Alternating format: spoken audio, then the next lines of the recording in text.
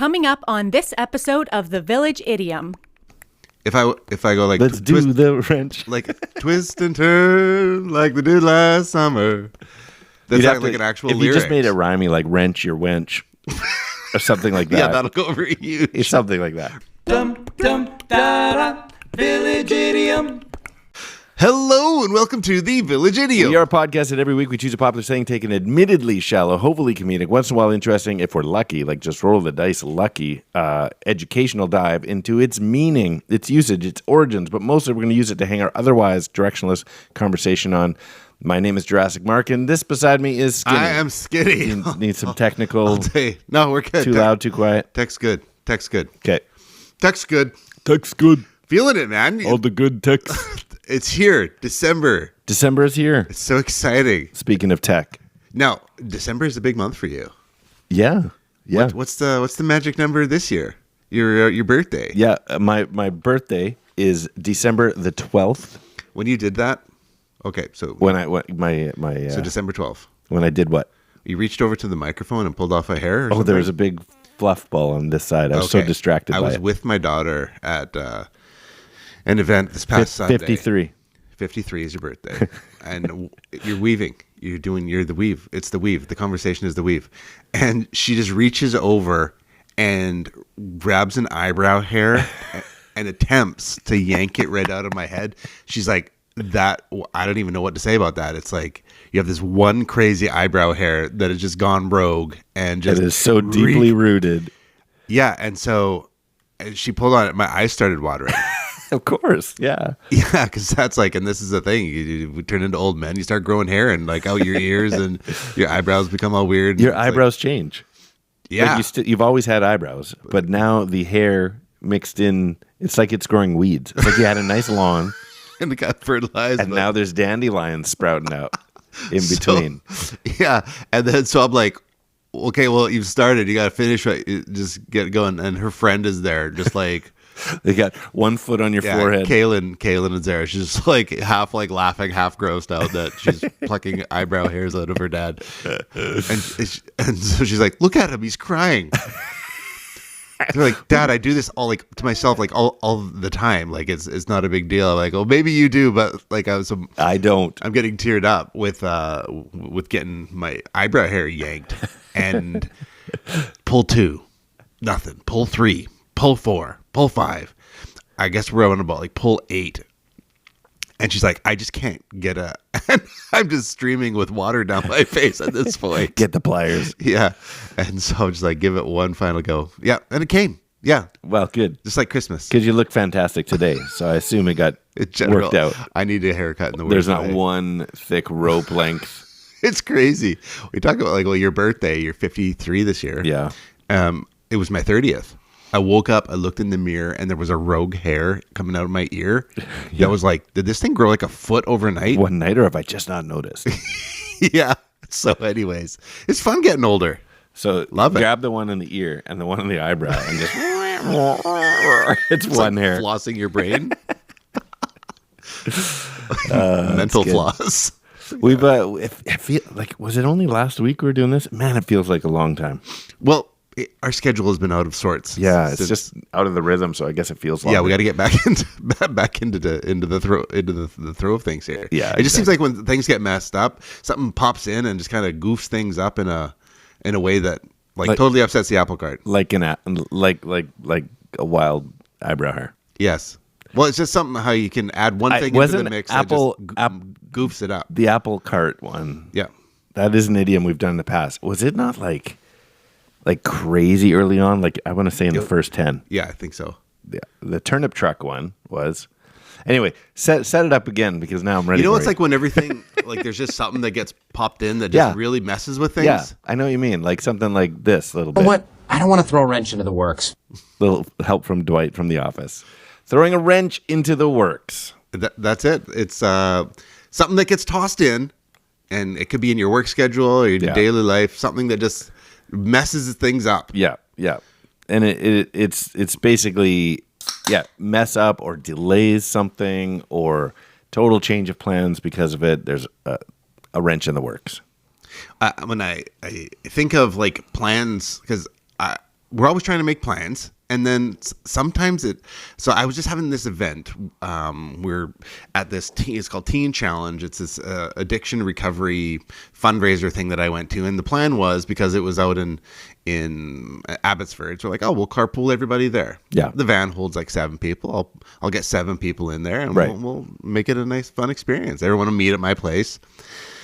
And then we'll go from there. Well, then it turns out that, oh man, I'm gonna visit a friend in by your place. I'm gonna stop there first. And okay, great. Oh, it turns out that I can't. Could you just pick us up from here? Could you pick me up from my friend's house instead? Okay, sure. Maybe we can stop on the way. Another person calls. It's like, yeah, we're just gonna be totally late. And what ended up being 7 people in one was like a 3-car experience, right? Where no one came, and it was all like, oh, really? Yeah, everybody ended up getting to the event, but in my brain there was a plan, Right. yeah, and then it was One thing, then domino effect, which is a different idiom. Somebody throws a wrench into. Yeah, that happens with like it. There is sometimes a domino effect, but I guess that's the point of a wrench in the works. Is like if you think literal. Throwing a wrench into machinery, it doesn't just stop it.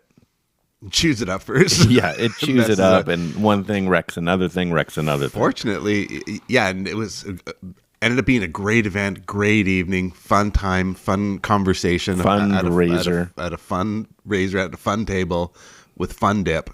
So it was great.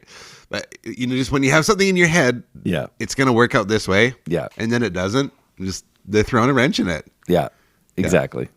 Now, the whole ending of "in the works" is not part that I use. You're just throwing a wrench in it.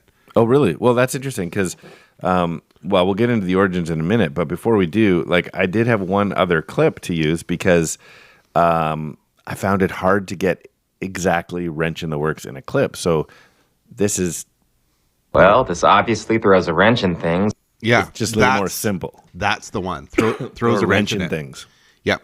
Well, they just threw a wrench in it, which is more, I don't know, it seems like extra idiomatic because it's like less words. Yeah. But you just know what I mean. And that's the just throw a wrench in it. It's like, that actually makes no sense. Right. But that's the evolution of idioms in a lot of the idioms we've covered, even where it's like, originally it was this. Oh, that's why we say that. Yeah, bits and pieces that get dropped. So throw a wrench in the works. I don't even know if I need the in the works part. Just throwing a wrench in. I remember I had a friend hard to explain to an international student or something. Well, that's what I was going to say. I had a friend who grew up in you have the same friend. I haven't seen him in a long time, but Gino grew up in Montreal, very French speaking guy. And I'm going to get it wrong, but he had one that he would say every once in a while. It was like, well, touch your nose or something like that.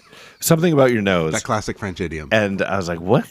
And he goes, and for him to explain, without even knowing the history of an idiom, like we get into it, right? So him like, well, in French, you say it when this happens. I'm like, even if that happened, I don't know why you'd say touch your nose. It was something about the nose. And he goes, yeah, because actually, I don't know why either. And that's the case for so many people. That's why this podcast is so important. It is. It's it's basically a public service announcement. Yeah, because people say throw a wrench in things or just throw a wrench in it. And people are like, why do we say that? Isn't it throw a wrench in the works? Well, we're going to get into the background because it's more than that. How about wrench related stuff? How about that? Where are my wrenches at? Wrench, please. Yeah. Wrench and Stimpy. Such a wrench. Do you ever have a chance? Are you automotively inclined? Only when I have to be. Mm-hmm. So, have I ever replaced a catalytic converter or a fuel pump? I have. Really? But I did not know what I was doing either way. It was out of like, I either fix this myself or I can't get it fixed because I can't afford it. Yeah. Back in the day. Necessity. Yeah. And so, learned. And this is pre-YouTube. Now you can pull up a YouTube like, do this. Okay, pause. Okay, I'm doing it. Play. Pre that, just like a verbal instruction from someone at the shop when I bought the part, do this and this.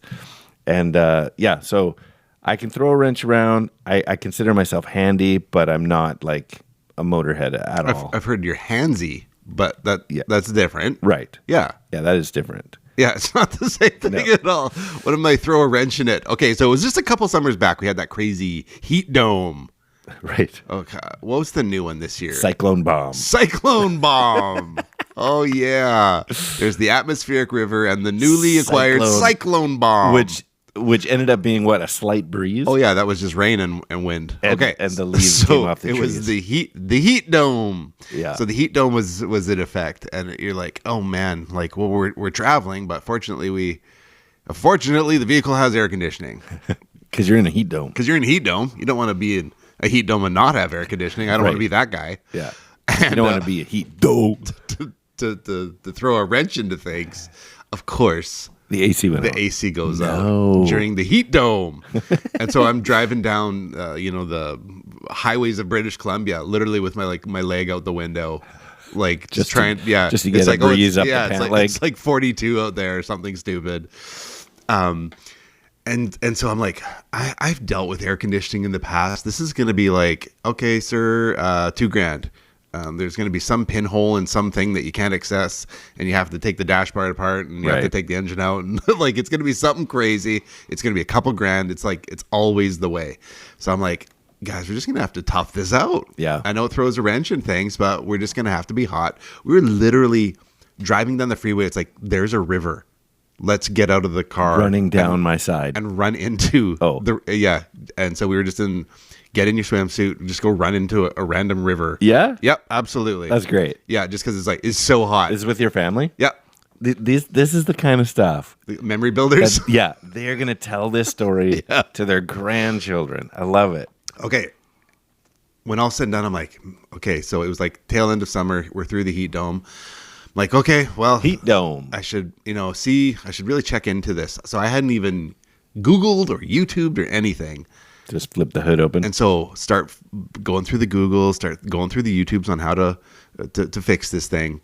They're like, it can be a blown fuse with between these things. Go to this fuse, replace this fuse with this fuse. If such and such an event happens, then that's what it is. then this is going to be the culprit. And so for a $10 fuse, I fixed it, and I could have had AC all summer. Oh. I was so stupid. Oh, that's great. Yeah. It's just you keep putting it off. But at the end of the day, you didn't need to tell that story, and Dad fixed it. Yeah. Like, it was a summer full of hot, sweaty memories, jumping in rivers. But at the end, my dad fixed it. Yeah, that's the way they'll remember the story. It's like, why didn't I check?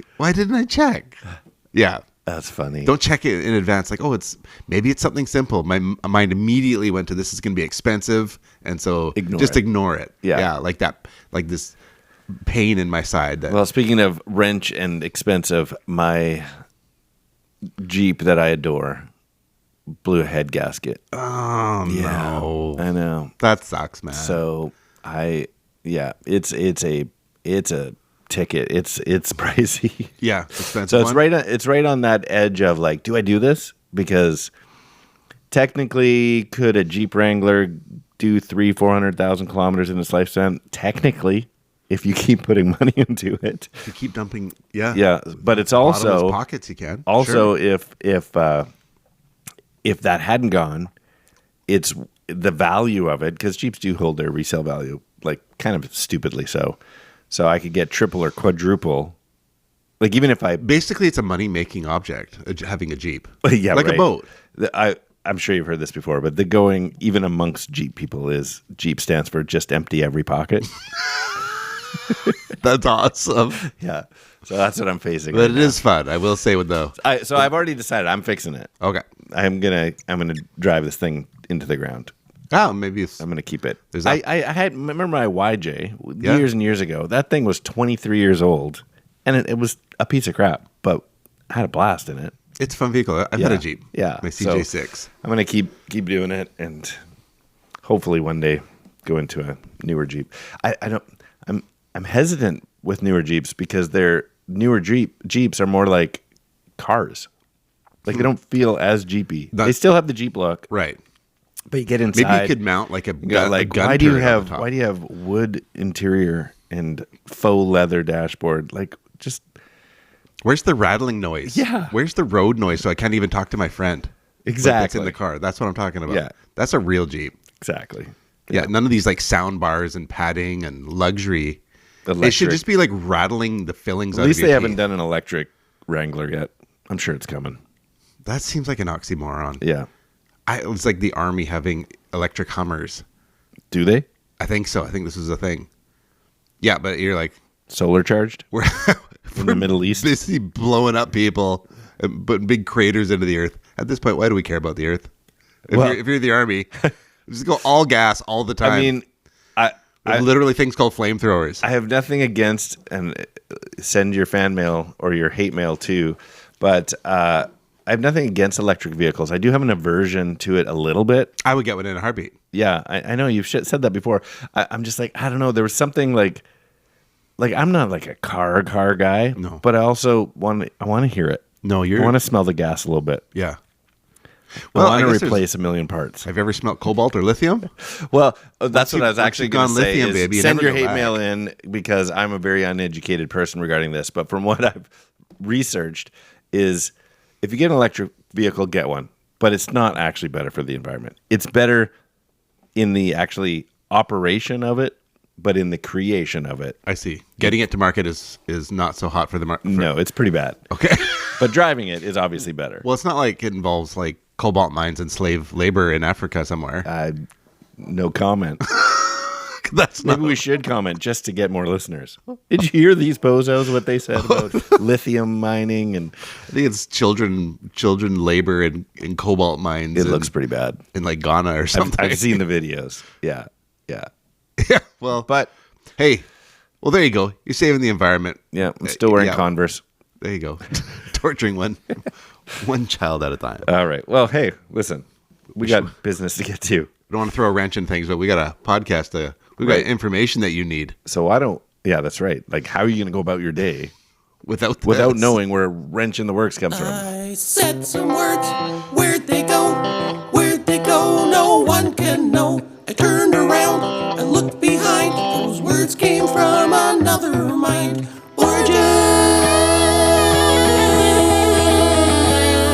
Origins. All right. Well, listen to this, my Do you friend. think there's some kid listening to this podcast in a cobalt mine somewhere And then trying to learn English? He's like, And I they're should really listening. learn about these idioms. and we just talked about them. They're like, somebody knows. Somebody cares. Somebody cares. We care. We care. Yeah. All right. So the A reason ton. I had a hard time finding a clip is it is uniquely this region of the planet that says it the way we say it. So wrench in the works, easy to find. Wrench in things, wrench in the works, wrench. But because movies and TV shows are mostly made in America. But the truth is, this expression is a form of the original, which is not uncommon, and it's throw a spanner in the works or throw a spanner in the gears. So, and then more appropriately, quite common, you'll hear throw a monkey wrench in things. A monkey wrench. Monkey wrench is another variation of the one most commonly used. So its history or the origin story to this idiom is unknown for sure, but it has a few very probable potential. So the first one, when I started to research this, the first one that came up is that it's related to the Luddites, which was a labor movement that sprang up in Britain in the early 1800s to protest the effect that the industrialization of the world was having on living and working conditions, and protesters would literally throw a spanner into the works. So, spanner, obviously a wrench, but also not. So, we kind of use the word wrench about all tools that do that sort of movement. Yeah. So you've got like the preset wrenches, and you might have the whole set in a variety of sizes. Those are actually spanners. A wrench is only if it's adjustable, A crescent wrench. like a crescent wrench, a monkey wrench, a pipe wrench. They're all. If it's adjustable, It's it's a wrench. But if it's fixed, Not it's a in spanner. Britain, Okay. because it's still an American word, which is based on the verb to wrench something. So if you feel sick in your stomach, you wrench because it's twisting and turning. So twisting and turning something is to wrench. And us on this side of the pond call. But they don't do this with like a dance. Think What? about this. If I go like Let's do twist, the wrench. like twist and turn like they did last summer. That's You'd not have like to- an actual if lyric. you just made it rhymey like wrench your wench or something like that. Yeah, that'll go over huge. It's something like that. Wrench your wedge. Hashtag me too. Twist and turn. You just like that's like an advertisement for some sort of abuse. Wrench your wench. That's so not good. Probably spanner in the probably gears. cut that I'm moving on. Spanner in the gears. Spanner in the works. Spanner is still used regarding, and I tried to find a clip of someone saying spanner in the works, but there's much less British TV and movies to pull from, at least in my little. It was a heart spanner of a movie. Oh, that's funny. Yeah. Heart spanner of a movie. That's funny. Okay, so here's another avenue we could take this down. This is a predominantly English phrase. We're talking about the American or Canadian, North American version, which is a wrench. So predominantly used in England as spanner in the works. Also used in America as wrench in the works. Origin, New Zealand. Of course. The first record of the phrase that I could find anyway in print is in the parliamentary debates of the New Zealand Parliament in 1932. So it goes back there. Here's the quote. Of course, every honorable member has the right to express his opinions, even of a critical nature, but I do think we should expect them to help and not throw a spanner in the gears. So that's the first recorded version of this, 1932. But given the date, given the location of New Zealand, and that this New Zealand speaker was referring to something is interesting because it definitely influences the validity of this origin story. So there is a tale from, I'm going to attempt to pronounce this New Zealand city or town or village, Wangamamona. Pretty sure. Wangamamona, New Zealand, which is a township on New Zealand's North Island. There's a plaque displayed at the site of what claims to be the oldest oil well in the world. Okay. So It's not likely, but anyway. whether it is or isn't, its claim is that this is the oldest oil well in the world, and this is what the plaque says. You okay over there? You need a drink? I've been You drinking. need a spanner? This is what Spanner. the spanner. This is what the plaque says. This is the site of the world's first oil well drilled here in 1828. Legend has it that Mr. Ewan McGregor, Obi-Wan Kenobi. it's seeming slightly less possible. Yeah. Probably a different Ewan McGregor.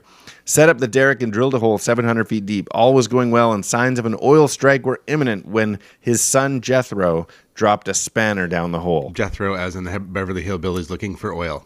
Whoa. Ewan McGregor and Jethro looking for oil. This is all sounding so fake right now. Dropped a spanner down the hole. From this incident, the term a spanner in the works originated and is now known worldwide. The spanner was not retrievable, and so another hole was drilled, this time to 1,200 feet, where gas was struck. Also, Ewan's other son, Cletus, And Boss Hog.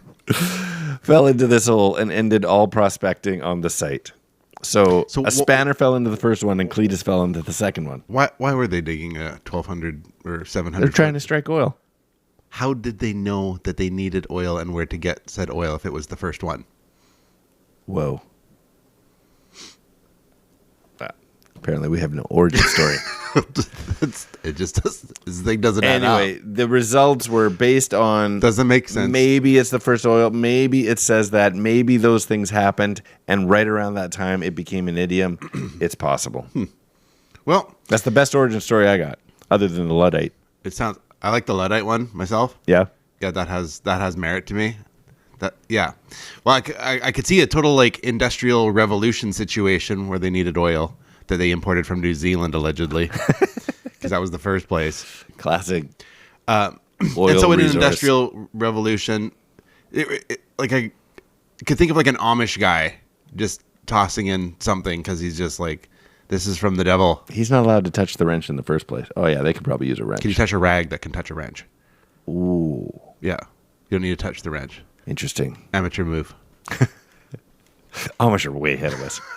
Well, yeah. So whether it's the Amish, what's the other ones? The Hutterites, Yep. But the Luddites was, which is like we use that as a anti-techno- derogatory term. Yeah, an anti-technology. Yeah.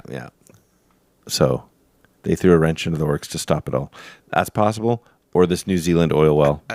If where you're getting poor Spanner and poor Cletus. So if it's like if jobs are going to be lost to this big giant piece of equipment, and you're like, workers, we need to stop this somehow.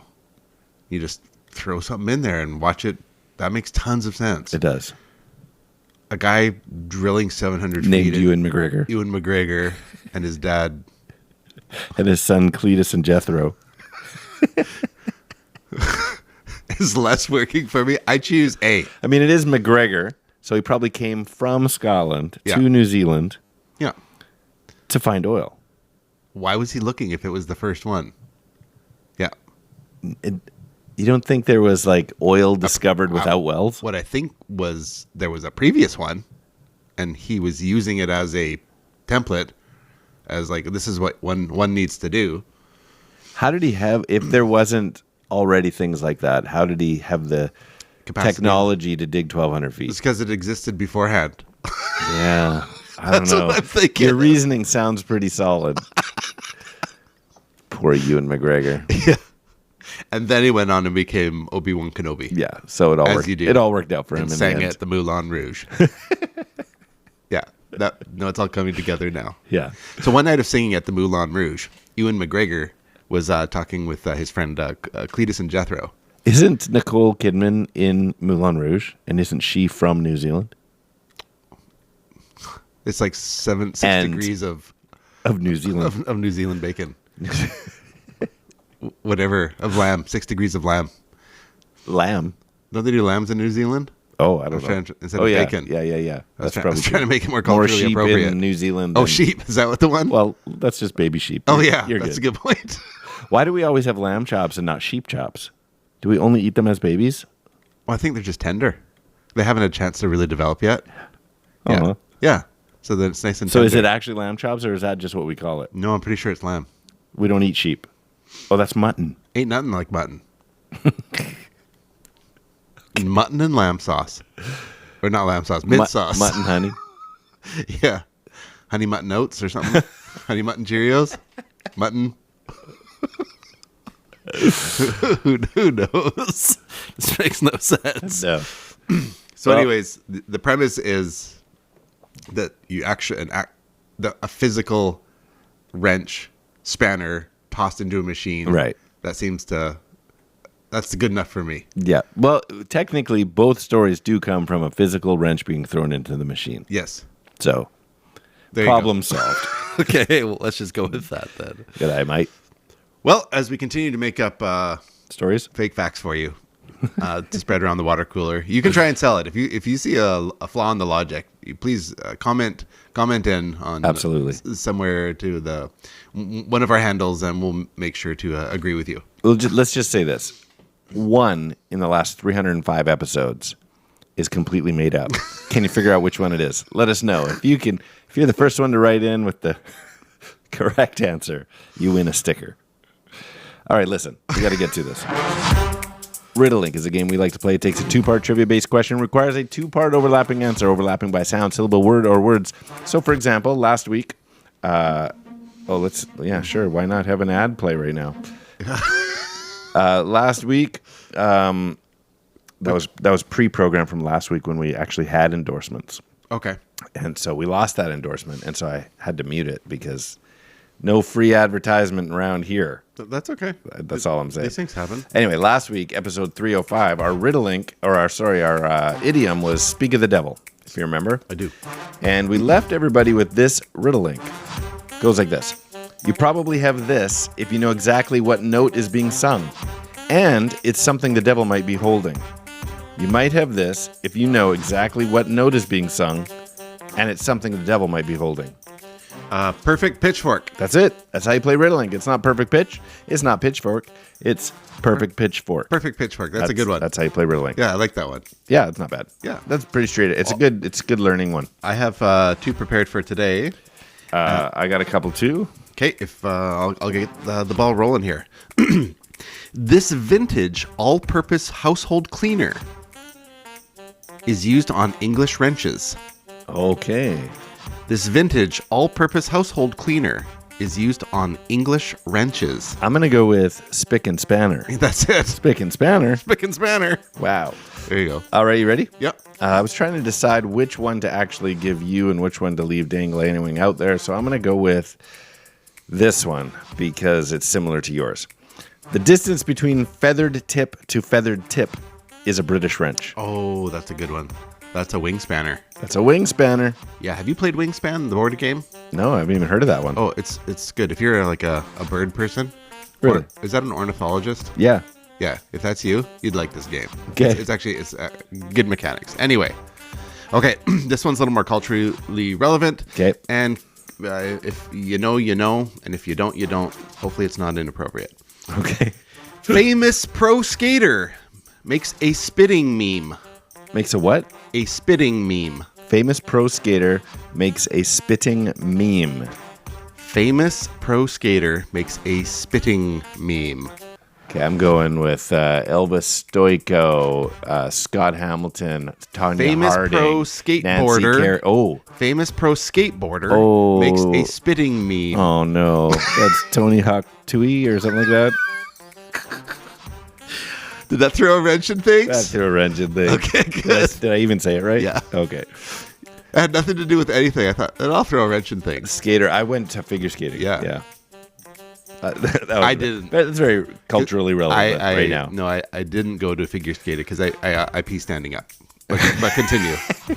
Okay, I got one more. We're going to leave it hanging out there, but why don't you tell everybody how they can play along? The legitimate where children. they can send their hate mail. Please send your hate mail through to the Village Idiom Podcast at gmail.com, or you can send us a message on the Twitters. Don't send physical mail. Don't send that. Strike. Oh, good luck. Postal strike. Don't leave big multi-K checks in the mail. Exactly. That would like get you weird. normally do for us. Yeah.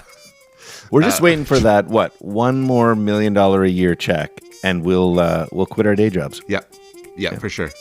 Or Instagram at the.village.idiom, any one of those, and we will make sure to get back to you. All right, here it is. I think you'll enjoy this one. Okay. A 90s Christian boy band from Canada is probably the country of origin for this idiom. That's amazing. A 90s Christian boy band from Canada is probably the country of origin for this idiom. That is a very niche riddle. If you get this one, Dan, then you're the only one. And that is 3 minutes gone. There you go. That's fun, man. That was fun. Well, back to it. We'll get into some more Christmas festivities in the up and coming weeks. That sounds great. Hey, here's to you and yours. God bless you all. Please may I have some more.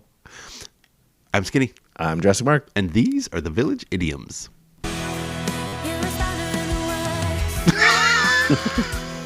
Wow. The last 3 minutes gone.